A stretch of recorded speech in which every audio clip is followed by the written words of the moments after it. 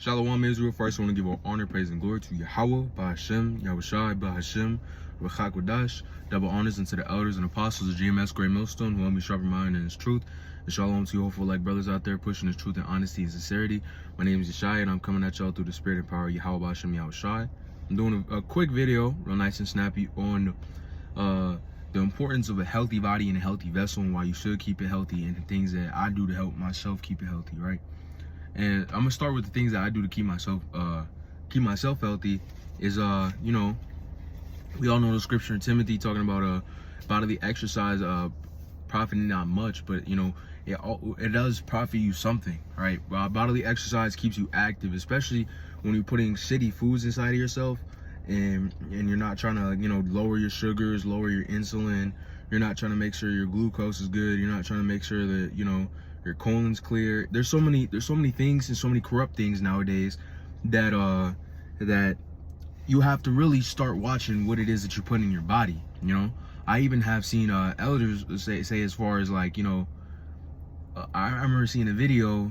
It was like, if you eat McDonald's, you going off. You know, they got that weird ass fake GMO fucking MSG meat, and you know, you don't know what the fuck is in it. You know, you don't know what's in that shit. It's not real. It's lab meat. So, you know, just, you know, take that discretion and then kind of apply that to what you try to put in your body. Because ultimately, when you put in your body, is gonna be how you feel. You put shit in your body, you're gonna feel like shit. That's how it works. You know, try to keep the things whole foods, whole single foods. You know, and if you really want to take true responsibility or accountability for what it is that you do, you know, it's as simple as, am I eating out, or am I eating meat, a vegetable, a complex carbohydrate, and some water, or, you know, unsweet tea, you know, or even as far as, like, you know, just drinks without sugar, you know, because sugar is terrible for you. It is absolutely awful, right? And there's many levels of this. I'm gonna get Micah 2:10. It says, "Arise ye and depart, for this is not your rest, because it is polluted. It shall destroy you." Everything is here, even with the sure destruction. So everything here is unclean, right? This is an unclean place and an unclean land, and is unclean and under unclean rulership, right? This is the Lord said, the earth shall be given into the hand of the wicked. And what do? They do whatever they can to break profit on things. They don't care about how it affects human beings. They don't give a fuck how it affects the animals. They don't care about how it affects, you know, nations as a whole. They want profit, and because these profit by things like what they think their freedom is. So why do you think they send rockets at the firmament? You know, not the firmament, but the eclipse. Why do you think they try to send rockets at the eclipse? Why do you think they try to hide things and cover things up? You know, to do that, you need money to do that. You can't just buy rockets for free, right? These people are at the end of the day, money is the main motivator of this whole world. You know, money got this whole world dog walked. That's all people care about. Whenever I have older people in this world trying to give me advice, they don't ever say, keep your body healthy, make sure your spirit's good, you know, be happy, you know, make sure you have the truth, yahawashi. I never hear that, ever. I've never heard a single older person, except for the brothers, tell me, you know, hold on, yahawashi, you know, all praise and glory to him, and follow the law, statutes, and commandments, right? I don't never hear that shit. You know what I hear? Go to college, get money, learn skills, and you know, work now because you don't have to work and so you can retire early and you don't have to work later. You know, like that fucking rigmarole ass fucking Uncle Tom shit. You know, I don't want to hear that.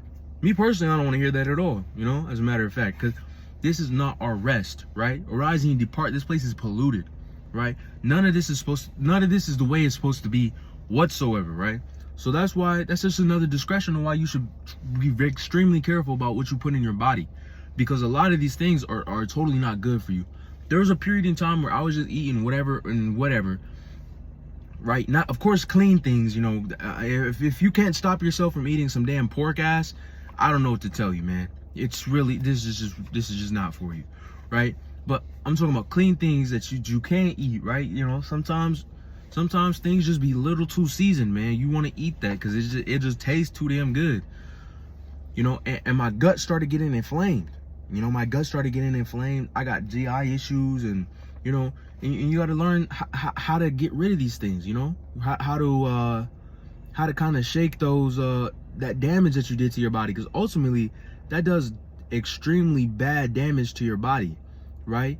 And now you got to start figuring out ways on how to clear your colon. You got to try to go to a GI doctor, see if they can prescribe you something that isn't just a medication, like some natural and healthy. You got to start taking ginger flushes, and you know, you do what you got to do to try to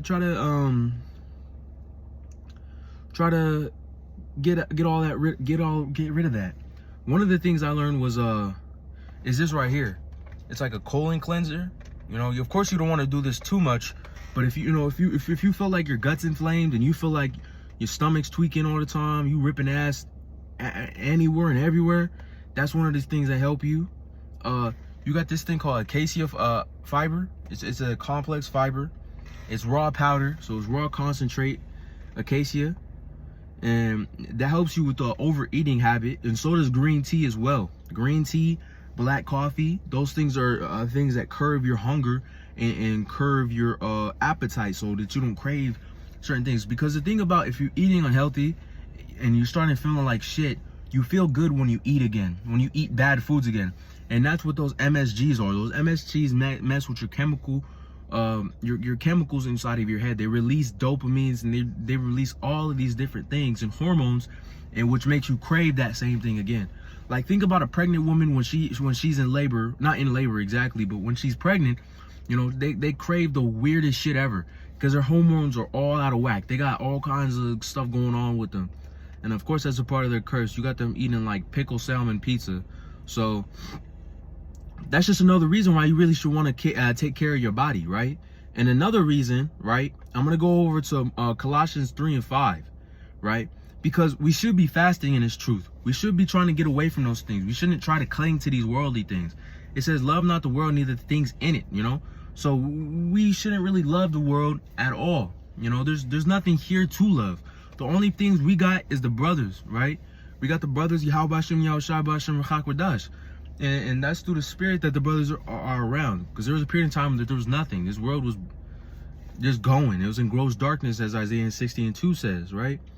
But this is a scripture on, let me get it. I believe it is, what did I say it was? Colossians? Yeah, Colossians. Colossians 3 in verse 5, it says, mortify therefore your members which are upon the earth. Fornication, and fornication doesn't mean sleeping around, right? I'll try to put a link in a video on what actual fornication is, of one of the elders or apostles breaking it down, because it isn't sleeping around as a wacky tacky Christians say. Uncleanness, right? This is just walk around the car. Uncleanness, right?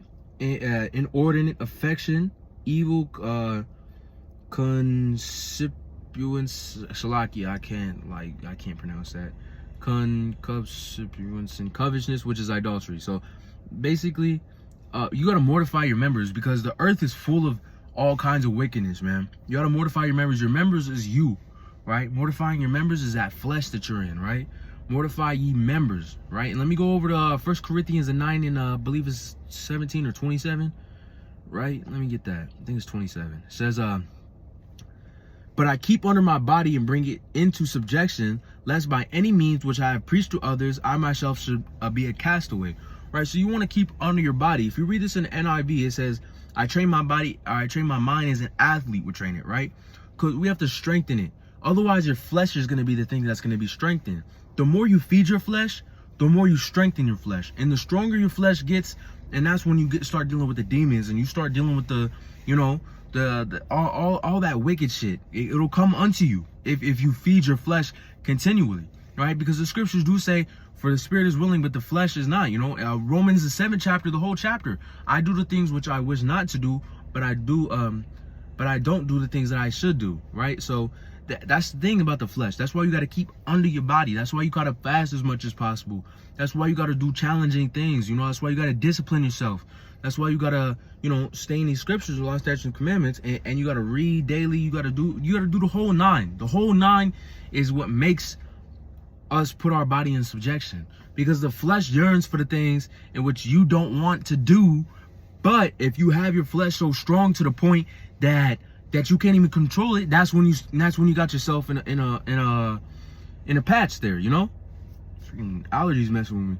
Slacky, I got a little zealous there, but I'm gonna get in Matthew 26 and 41 to end it off with, because this is a real simple topic. You know, you really should be wanting to take care of yourself. The apostles gave a decree about this several times on taking care of your body, and the Apostle Tahar even posts videos on certain things. I know a while back he posted a few of them on what he does to take care of himself. You know, what remedies he uses, right? Let me get Matthew 26 and 41. Or, yeah. Let me see. Yeah. And 41, and it says,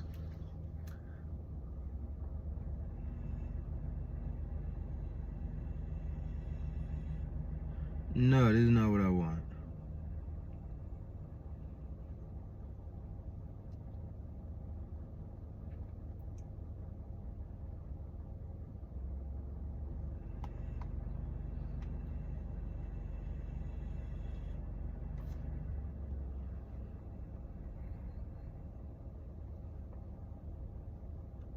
Oh, I'm tripping. I'm in 24. I'm like, what?